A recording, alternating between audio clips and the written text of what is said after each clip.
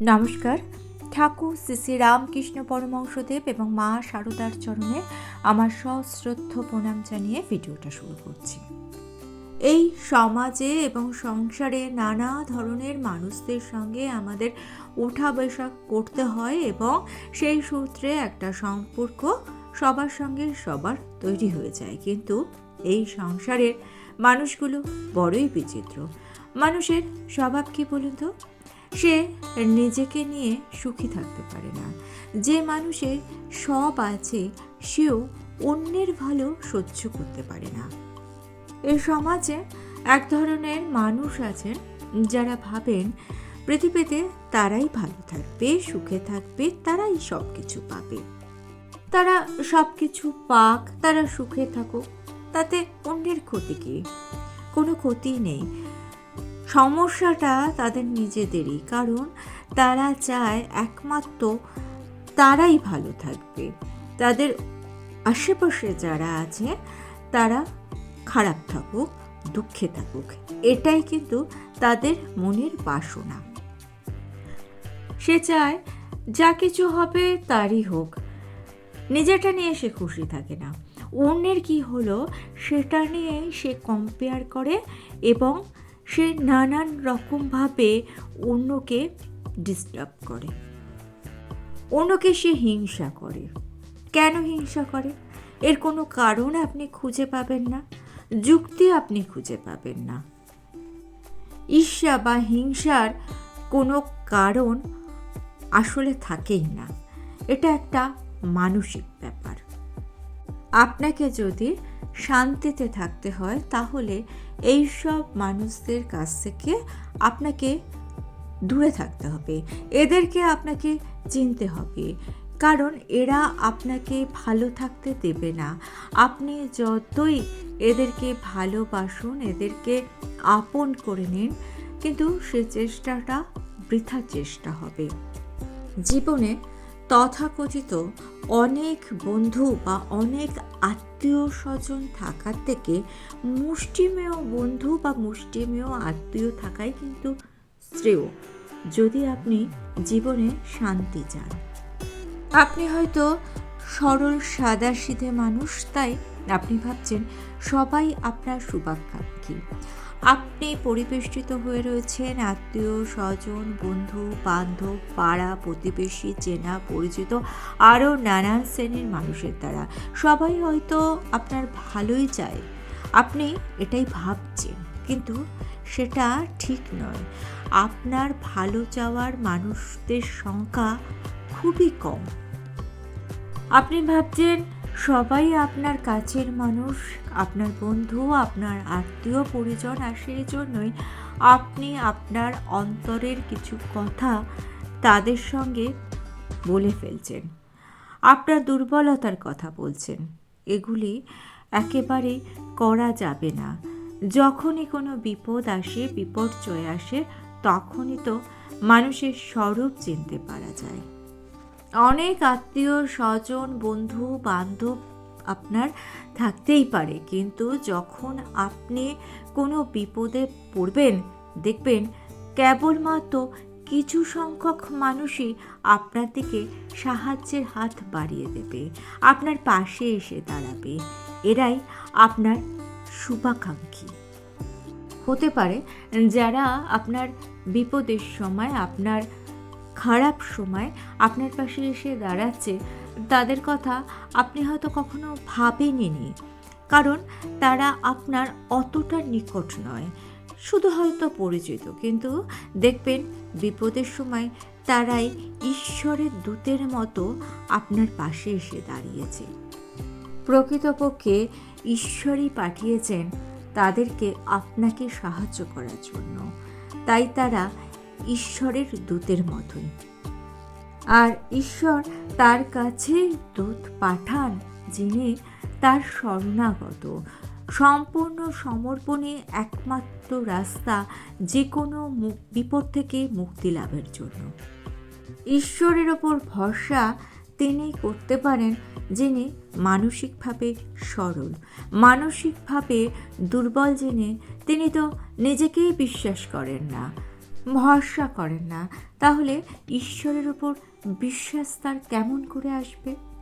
স্বামী সর্বপ্রিয়ানন্দজি বলছেন, ঈশ্বরে বিশ্বাস তিনিই করেন যিনি নিজেকে বিশ্বাস করেন।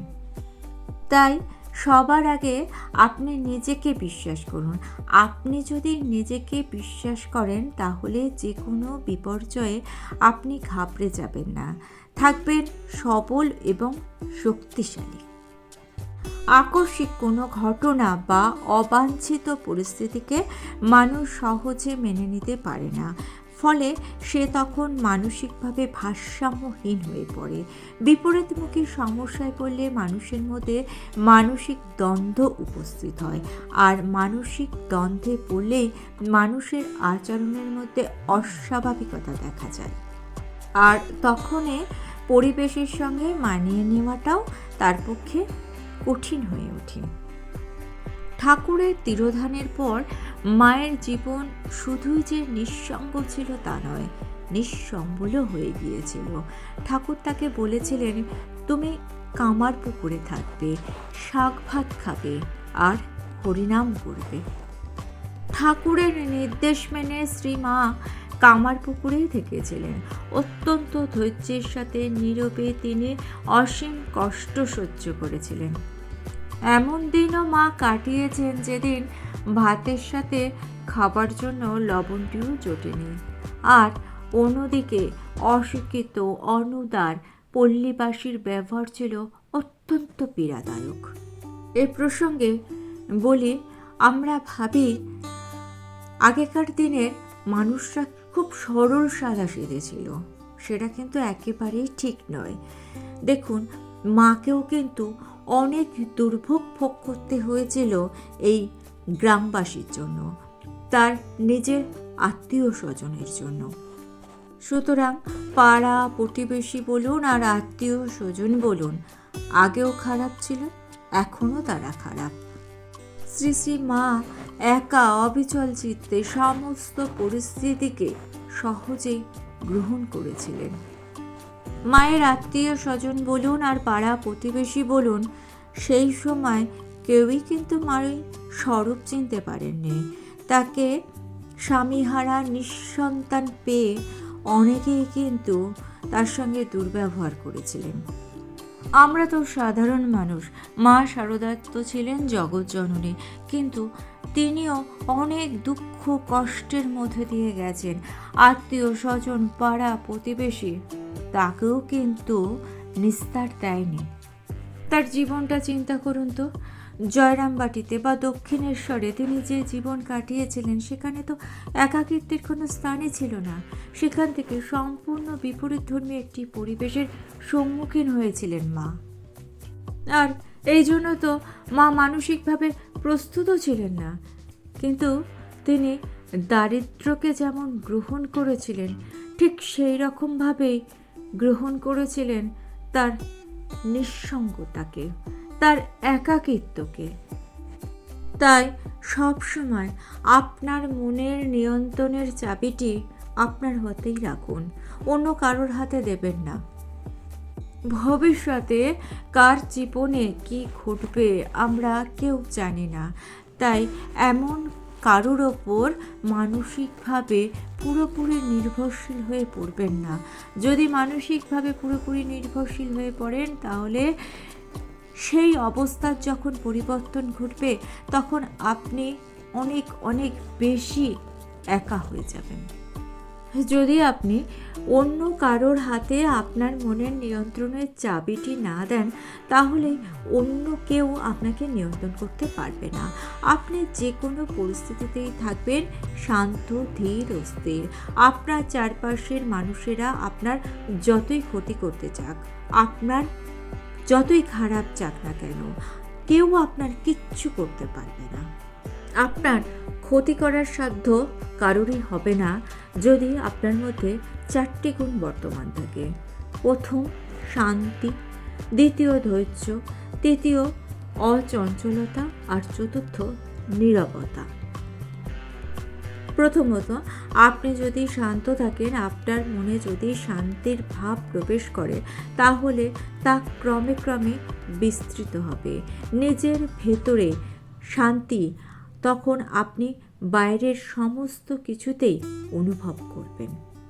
আপনার মন যদি শান্ত থাকে, তাহলে আপনি শান্ত মনে সমস্ত সংসারকে দেখবেন। আপনার মন অশান্ত হবার কোনো সুযোগই পাবেন না।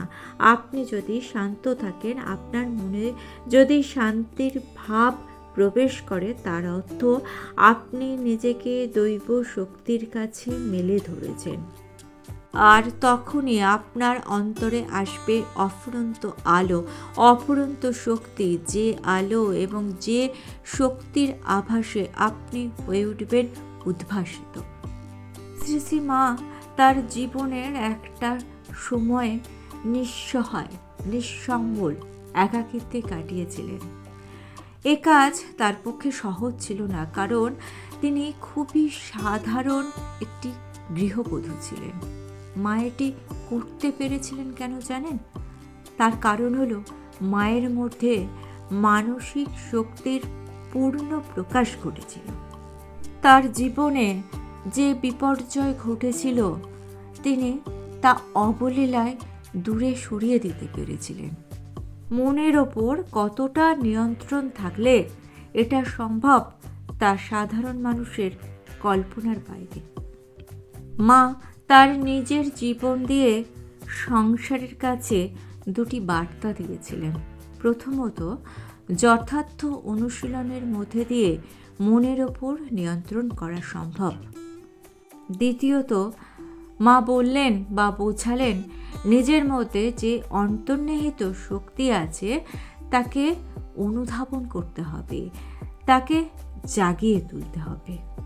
সেই শক্তিকে জাগিয়ে তুলে তার যথার্থ প্রয়োগের মধ্যে দিয়েই মানসিক স্থিতি লাভ করা যায়। আপনার মধ্যেও যে মানসিক শক্তি আছে, সেটা যদি আপনি অনুধাবন করতে পারেন, তাহলে আপনি মানসিকভাবে স্থিতি লাভ করতে পারবেন, আর তখনই আপনি থাকতে পারবেন শান্ত। সংসারের কোনো কিছুই আপনাকে আর বিচলিত করতে পারবেন না। আর ভিডিওটা ভালো লেগে থাকলে চ্যানেলটিকে সাবস্ক্রাইব করে নিয়ে পাশে থাকা বেল আইকনটা প্রেস করে দিয়ে অল অপশনটা ক্লিক করে দেবেন, তাহলে যখনই নতুন কোনো ভিডিও আপলোড করব তার নোটিফিকেশন আপনাদের কাছে পৌঁছে যাবে। ঠাকুর ও মায়ের চরণে প্রণাম জানিয়ে আজকে এই পর্যন্তই। Thanks for watching.